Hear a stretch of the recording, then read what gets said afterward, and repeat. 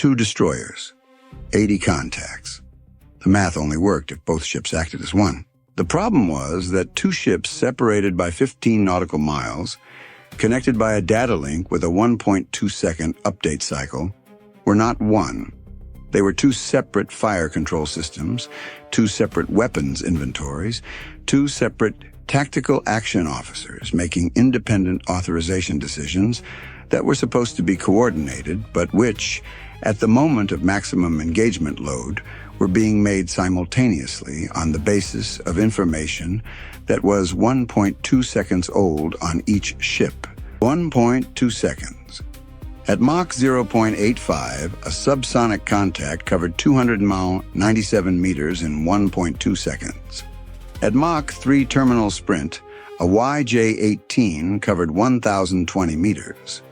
The track file that each ship's fire control system was using to compute its engagement solution was an extrapolation from a position that was, depending on which system had last updated and when, somewhere between 0 and 1.2 seconds behind actual.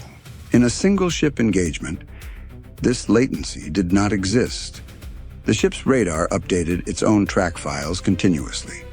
The fire control system acted on real-time data. The only latency was the one inherent in the weapons themselves: flight time, seeker acquisition, detonation geometry. In a 2-ship coordinated engagement, the latency was structural. It was built into the Datalink architecture. And in an engagement where both ships were assigning interceptors to the same target pool simultaneously, 1.2-second latency produced a specific and destructive failure mode that no amount of doctrine or training had fully resolved: the duplicate engagement. The 2 destroyers are operating in the South China Sea, 78 nautical miles apart on a north-south axis, both screening the eastern approach to the Luzon Strait. Ship 1 is the northern picket, Ship 2 is the southern picket. Standard surface action group geometry, well within Link 16 data link range, tactical picture shared continuously between both ships and the E-2D Hawkeye orbiting 200 nautical miles to the east. At 4:33 a.m., the E-2D reported 80 contacts, airborne, bearing 285 to 295, launched from 2 separate positions on the Chinese coast in a coordinated sequence that had begun 22 minutes earlier. The contacts were Shade 136 profile one-way attack platforms in 2 groups of 40, altitude 400 to 500 meters, speed 190 kilometers per hour, bearing directly toward the Luzon Strait approach corridor. The corridor both ships were positioned to defend, but the 2 groups of 40 were not identical in their approach geometry. Group North, bearing 286 to 290, was converging on a point 32 nautical miles north of Ship 1's position, deep into Ship 1's optimal defensive arc. Group South, bearing 291 to 295, was converging on a point 14 nautical miles south of Ship 2, in Ship 2's defensive territory. The engagement geometry was designed to isolate each ship against its own threat package. Group North was Ship 1's problem. Group South was Ship 2's problem. Each ship had 40 contacts and a weapons inventory that could theoretically handle 40 contacts, tightly without margin, but handle them. The math worked for each ship individually. The math worked individually. That was the design. Because the adversary had not sent 40 contacts at each ship. They had sent 40 contacts in directions that would force each ship to focus on its own package. And in the 22 minutes since launch, the E-2D had been building the contact picture, and both ships had been watching the approach develop on their shared tactical display. Both ships had been computing engagement solutions for the contacts in their respective arcs. And both ships, looking at the shared tactical display, could see that some contacts in the approach geometry were equidistant between the 2 ships, on bearings that fell in the overlap zone between Ship 1's coverage arc and Ship 2's coverage arc. Around bearing 289 to 291, 8 contacts were in that overlap zone. 8 contacts that both ships' fire control systems had valid engagement solutions for. 8 contacts that both ships' automated allocation systems had queued for interceptor assignment. Without coordination, both ships would assign interceptors to the same 8 contacts. Both ships would expend SM-6 or SM-2 cells against targets that the other ship was simultaneously engaging. 8 contacts would receive double the interceptors needed to neutralize them. And the 32 contacts that were not in the overlap zone would receive interceptors from only 1 ship each, leaving 40 contacts for Ship 1 to handle alone and 40 for Ship 2. The doctrine for this situation was explicit. The Cooperative Engagement Capability was designed exactly for this problem. The CEC architecture allowed both ships' fire control systems to operate as a single distributed engagement network, allocating interceptors across both VLS inventories against the full contact picture without duplication. The TAO on each ship could see the other ship's engagement queue. Duplicate assignments were supposed to be flagged and resolved automatically. The word "supposed" was doing significant work in that sentence. The CEC allocation algorithm resolved duplicate assignments in 0.4 seconds. It flagged a conflict when 2 ships assigned interceptors to the same track within 1 allocation cycle. It then assigned the engagement to the ship with the lower latency track file on that specific contact and reassigned the other ship's interceptor to the next priority unengaged target. The conflict resolution worked. In testing against 40 simultaneous contacts, the duplicate assignment rate was less than 3%. The residual duplicates were the result of contacts entering the allocation cycle at the exact same moment on both ships, a timing coincidence that the algorithm had a 0.4-second window to catch. Against 80 contacts arriving in 2 separate groups on 2 separate bearing arcs, with both ships' allocation systems running at maximum load simultaneously, the duplicate assignment rate in testing had been 8 to 11%. Not a tested failure, a documented performance characteristic of the system at maximum load. 8 to 11% duplicate assignment across 2 ships' combined VLS inventory of 16 SM-6 cells, 48 SM-2 cells, and 64 ESSM cells meant approximately 10 to 14 interceptors fired against targets that were simultaneously being engaged by the other ship. Those 10 to 14 rounds were not missing. They would still intercept their assigned contacts. But the contacts they intercepted would also be intercepted by the other ship. 10 to 14 interceptors consumed against targets that required only 5 to 7. The remaining 5 to 7 targets in those bearing arcs would have no interceptor assigned because the allocation system had treated them as covered. The TAO on Ship 1 ran the calculation at 4:36 a.m., 11 minutes before the contacts would enter SM-6 engagement range. He documented it in the engagement log and transmitted it to Ship 2. Estimated 10 to 14 interceptors wasted to duplicate assignment at maximum load conditions. Recommendation: manual override of CEC allocation for the 8 overlap zone contacts, with Ship 1 taking the 4 northernmost and Ship 2 taking the 4 southernmost. No automation. Human allocation. Ship 2's TAO acknowledged. The manual override was established by voice coordination over the tactical net at 4:38 a.m. Running count: 4:38 a.m., second 318, 80 contacts, bearing 285 to 295, range 94 to 102 kilometers, 190 kilometers per hour, altitude 400 to 500 meters. Group North, 40 contacts, Ship 1 primary. Group South, 40 contacts, Ship 2 primary. Overlap zone, 8 contacts manually allocated, 4 per ship. CEC, active but manual override on overlap zone. Ship 1, SM 6x8, SM 2x24, ESSM times 32, RAM times 21. Ship 2, SM 6x8, SM 2x24, ESSM times 32, RAM times 21. Combined inventory, 16 SM6, 48 SM2, 64 ESSM, 42 RAM. Cost, $0. Time to SM6 range, 8 minutes. At 4:46 a.m., both ships entered the SM6 engagement window simultaneously.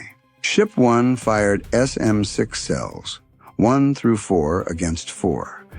Group North contacts at 76 to 79 kilometers, and the 2 northernmost overlap contacts at 74 kilometers. 6 SM6 in 2.1 seconds. Ship 2 fired SM6 cells, 1 through 4 against 4. Group South contacts at 74 to 77 kilometers, and the 2 southernmost overlap contacts at 73 kilometers. 6 SM6 in 2.1 seconds. 12 SM6 total from both ships in a 2.1 second window. Then the conflict happened. The CEC system, processing the combined engagement queue from both ships, flagged a duplicate assignment at 4:46 a.m. plus 0.8 seconds. The manual override that had been established for the 8 overlap contacts was operating correctly. Those 8 contacts were properly assigned, 4 per ship. But Contact 34, a Group North contact at bearing 289.4 outside the overlap zone boundary by 0.4 degrees of bearing, had been allocated by Ship 1's automated system to Ship 1's SM6 Cell 5 and simultaneously allocated by Ship 2's automated system to Ship 2's SM2 Cell 1. The 0.4 degree bearing put Contact 34 just outside the manual override boundary. Both automated systems had seen it as their own engagement. The CEC conflict resolution algorithm resolved the conflict in 0.4 seconds, reassigning Ship 2's SM2 Cell 1 to Contact 39, the next priority unengaged target. But Ship 2's SM2 Cell 1 had already been authorized for launch by Ship 2's weapons officer 0.3 seconds before the conflict resolution completed. The authorization had been processed in the 0.1 second window between the conflict appearing and the algorithm resolving it. The SM2 launched. Contact 34 now had both Ship 1's SM6 and Ship 2's SM2 inbound simultaneously. Contact 39, which Ship 2's SM2 had been reassigned to, had no interceptor. Both intercepts on Contact 34 succeeded. 2 rounds, 1 target, redundant coverage. Contact 39, the contact the reassignment had been intended to cover, closed unmolested until the next allocation cycle reassigned a different interceptor. The conflict resolution had worked correctly. The engagement had moved faster than the resolution.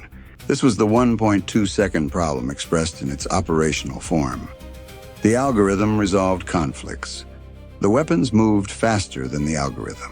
Running count, 4:47 a.m., second 877, Ship 1 SM6, 3 remaining, 5 fired, 4 intercepts. Ship 2 SM6, 4 remaining, 4 fired, 3 intercepts. Combined, 13 contacts neutralized, 12 targeted, 1 duplicate on Contact 34. Group North, 35 contacts at 61 to 67 kilometers. Group South, 35 contacts at 59 to 64 kilometers. Overlap zone, 6 of 8 contacts neutralized, 2 surviving. CEC conflict logged, Contact 39 unengaged, 4.2 seconds. Cost, $25.2 million. Time, 14 minutes. The SM6 engagement continued across both ships. Ship 1 fired its remaining 3 SM6 against 3 Group North contacts at 58 to 62 kilometers. 3 intercepts. Ship 1 SM6, 0. Ship 2 fired its remaining 4 SM-6 against 4 Group South contacts. 3 intercepts, 1 miss. Ship 2 SM-6 0. 16 SM-6 total across both ships. 19 contacts neutralized, 1 duplicate wasted, 1 miss, 61 contacts remaining. Running count: 4:49 a.m., second 958, SM-6 both ships, 0 remaining. Contacts neutralized by SM-6 19, 12 targeted, plus 7 from subsequent salvos. 1 duplicate event. Group North, 29 contacts at 22 to 33 kilometers. Group South, 30 contacts at 20 to 31 kilometers. SM-2, Ship 124, Ship 224. ESSM, 32 plus 32. RAM, 21 plus 21. Cost, $33.6 million. Time, 16 minutes. The SM-2 engagement phase opened at 4:49 a.m. across both ships simultaneously. 48 combined SM-2 cells against 61 contacts distributed across 2 separate bearing arcs. The CEC allocation system was managing the full contact population, assigning SM-2 from whichever ship had the higher quality track file and the better intercept geometry for each contact. The 1.2-second latency problem became most acute in the SM-2 phase because SM-2 engagement cycles were faster than SM-6. The contacts were closer, the interceptors were launched at higher rates, and the engagement decisions were being made every 3 to 5 seconds rather than every 8 to 12 seconds. The allocation algorithm was running at maximum cycle rate. The human oversight, both TAOs monitoring the engagement queue, was watching numbers change faster than a human could track individual assignments. Ship 1's weapons officer made the first manual intervention at 4:51 a.m. The engagement display showed SM-2 cell 14 and SM-2 cell 15 assigned to the same contact, 56, a Group North contact at 32 kilometers. CEC had flagged it as a duplicate and was resolving it. But the resolution was 0.4 seconds in process, and both cells were at authorization threshold. The weapons officer manually held cell 15 and redirected it to contact 58, an unengaged contact at 34 kilometers that was not yet in the CEC queue. Ship 2's TAO, monitoring the same tactical display, 1.2 seconds delayed, saw contact 56 assigned to Ship 1 cells 14 and 15. The delay meant he did not see the manual hold on cell 15 until 1.2 seconds after it occurred. In that 1.2-second window, Ship 2's system had queued its own SM-2 cell 8 against contact 56, seeing it as unengaged. 3 SM-2 cells against 1 contact. 2 interceptors wasted. This pattern repeated 4 more times during the SM-2 phase, each instance a variant of the same structural problem. Manual interventions by one ship's crew to correct an allocation issue were invisible to the other ship for 1.2 seconds, during which the other ship's automated system continued allocating against the pre-correction contact picture. Each correction that helped one ship's efficiency created a 1.2-second window in which the other ship's allocation could misalign. Running count: 4:54 a.m., second 1,399. SM-6 both ships, 0. SM-2 remaining, Ship 112, Ship 214. Combined, 26 SM-2. Contacts neutralized this phase, 28 from 36 SM-2 fired. Duplicate allocations, 5 events, 8 rounds wasted. Group North, 19 at 18 to 28 kilometers. Group South, 20 at 17 to 26 kilometers. ESSM, Ship 132, Ship 232. Combined, 64. Cost, $66.0 million. Time, 21 minutes. 26 SM-2 remaining across both ships. 39 contacts at 17 to 28 kilometers, entering ESSM engagement range. Both ships remaining SM-2 fired in coordinated salvo sequences over the next 3 minutes. Ship 1's 12 cells and Ship 2's 14 cells, 26 total against the highest priority contacts at 15 to 25 kilometers. CEC operating at full load, allocation algorithm at maximum cycle rate. 17 contacts neutralized, 9 SM-2 rounds lost to duplicate allocation, despite 3 more manual interventions by the weapons teams on both ships. SM-2 inventory, both ships empty, 22 contacts surviving into ESSM range. Running count, 4:56 a.m., second 1,384, SM-6, 0 both. SM-2, Ship 10, Ship 20. Group North, 11 contacts at 8 to 18 kilometers. Group South, 11 contacts at 7 to 16 kilometers. ESSM, Ship 1, 32, Ship 2, 32. RAM, 21 plus 21. CEC, 5 SM-2 duplicate events, 9 rounds wasted. Cost, $66.0 million. Time, 23 minutes. The ESSM engagement at maximum combined capacity was 64 cells against 22 contacts. At 82% hit probability, 18 contacts neutralized, 4 surviving to CIWS range. The math closed with margin. If the 64 ESSM were allocated cleanly, without duplication. They were not allocated cleanly.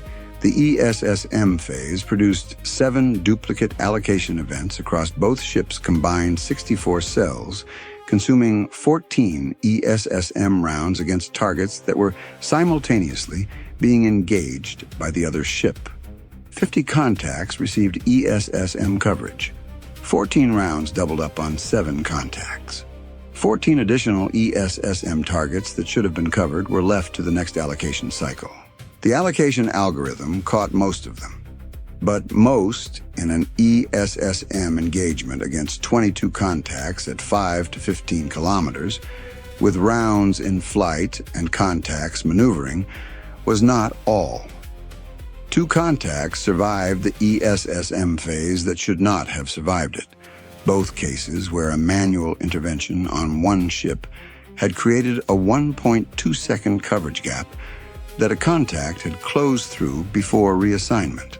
6 contacts reaching CIWS range, 4 accounted for by allocation model, 2 from the 1.2-second coverage gaps. Running count, 4:59 a.m., second 1,699, ESSM, Ship 118 remaining, Ship 216 remaining, SM-2, 0 both ships, SM-6, 0 both ships. Group North, 4 contacts at 1.8 to 3.6 kilometers. Group South, 2 contacts at 2.1 to 4.0 kilometers. 14 ESSM wasted to duplicate allocation. CEC, 7 conflict events logged. Cost, $90.0 million. Time, 26 minutes. 6 contacts inside 4 kilometers. 4 were in Ship 1's CIWS, primary coverage arc. 2 were in Ship 2's. The CIWS on each ship operated independently. The Phalanx was an autonomous system that did not require CEC coordination to engage. Each mount tracked and fired on what it acquired. There was no duplicate allocation problem at CIWS range because each ship's CIWS covered a distinct geographic area, and the contacts in each area were physically separated by 15 nautical miles. Ship 1's CIWS forward and aft engaged the 4 Group North contacts in sequence. 3 bursts, 3 contacts neutralized. The 4th contact required 2 bursts. The contact had descended to 18 meters altitude, and the radar tracking experienced a brief sea clutter ambiguity between the 1st and 2nd burst. 2nd burst, contact fragmented at 890 meters. Warhead initiated. At 890 meters, the overpressure and fragment debris was sufficient to reach the hull.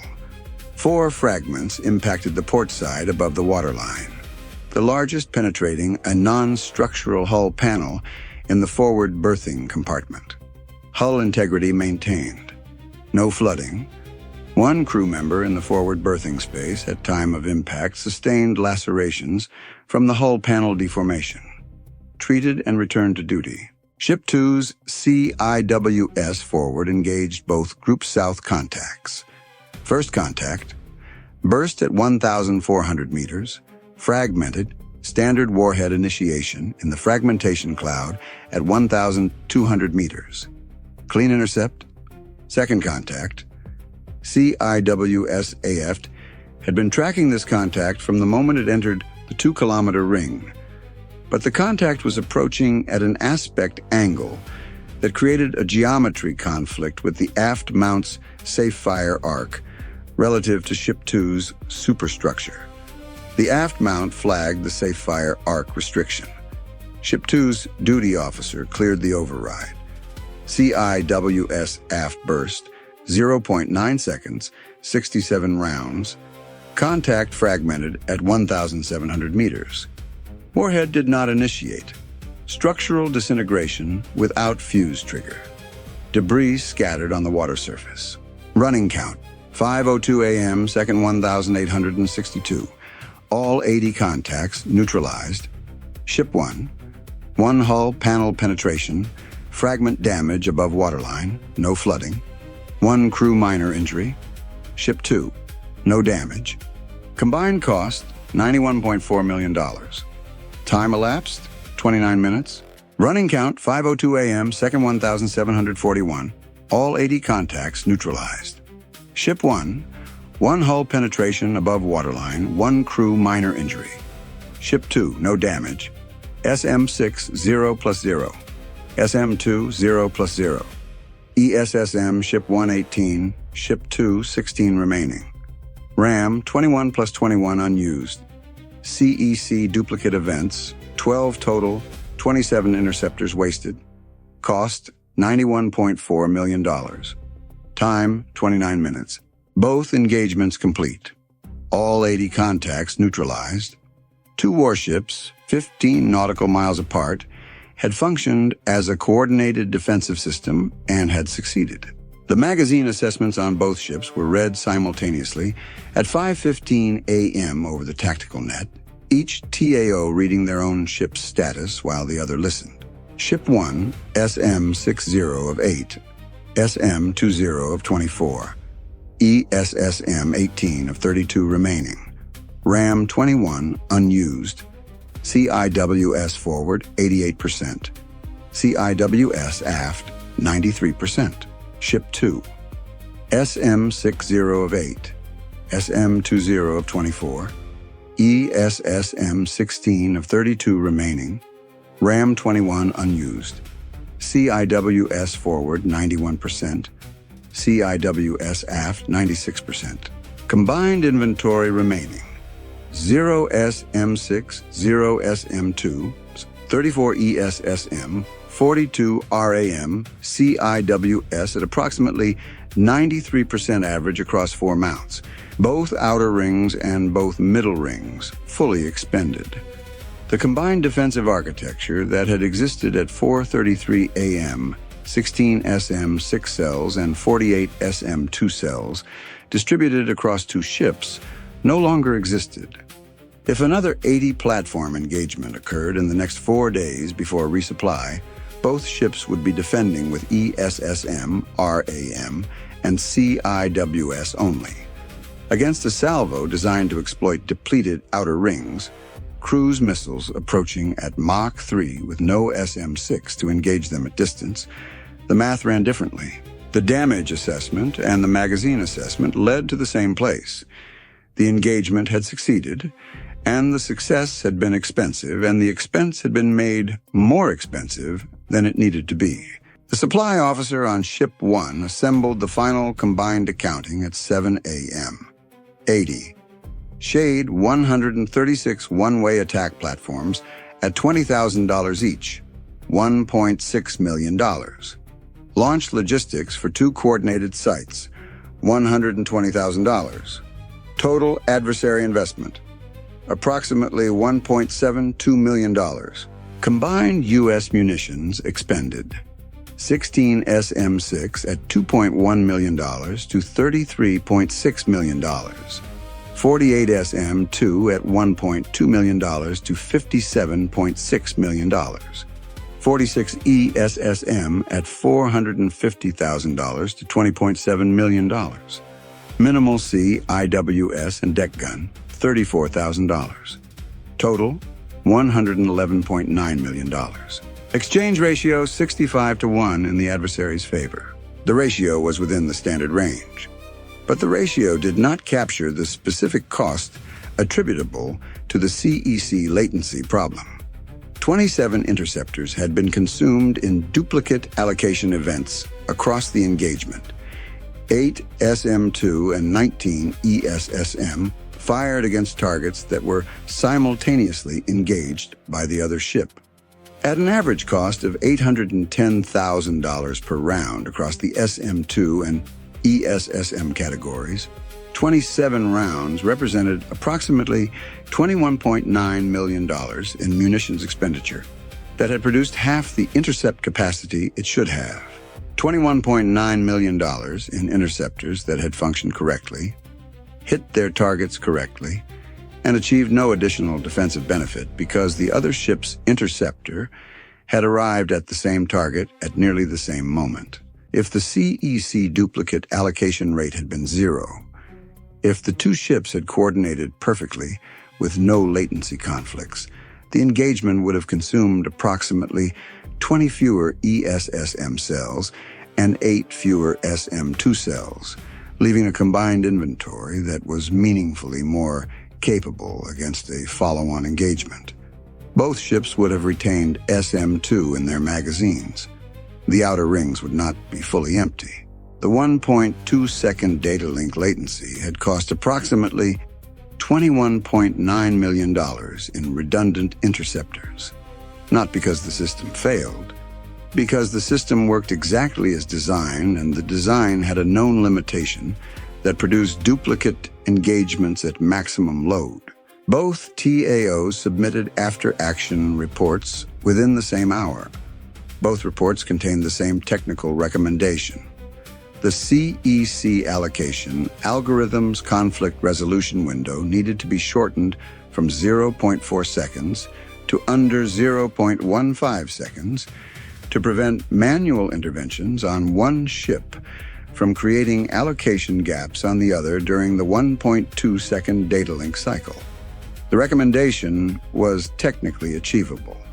It had been in the system's development backlog for 14 months. The development priority had been classified as medium after two ships had spent $21.9 million in redundant interceptors due to this exact mechanism. The priority classification was going to be reviewed. Emergency resupply transmitted from both ships at 6:14 a.m. Full VLS reload for both. ETA from the nearest logistics vessel. 4 days for Ship 1, 4.5 days for Ship 2 due to relative positioning.